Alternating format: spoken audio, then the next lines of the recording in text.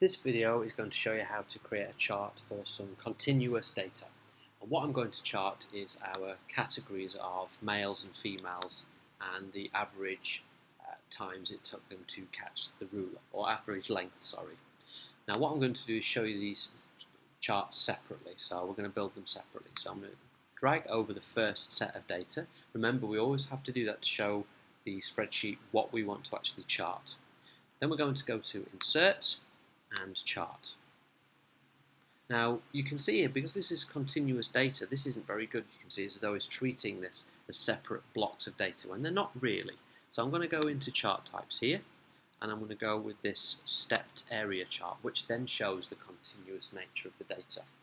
So you can see that's great, but we need a better customization of the data. And you've already probably seen how to do this, but I'll go through this very quickly. So again, you can customize your title. I'm not going to do that to save some time. You need to think of a suitable title there. And my horizontal axis, you can see male, probably would, sorry, the vertical axis would probably be better with number of males. Looks a bit cleaner, that does. And if you're not so happy with the half points here, you want to go down to your grid lines, maybe put that in categories of 10, that looks a lot nicer. Maybe you might want to do a min and max so that it doesn't reach right to the top.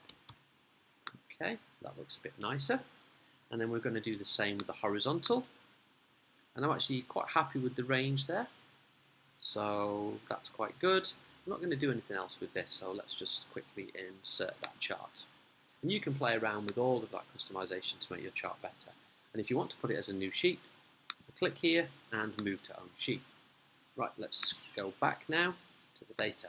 Now if I want to chart the females, you can see that it's really hard to do that. I can't get them without grabbing the males. So what I do is I select this column here, and then I hold down the command key and I select female like that. So I've now selected two separate columns. And then the process for the chart is the same. It's insert, chart. Again, I want to customize. So the chart type, so we're going to go with this one.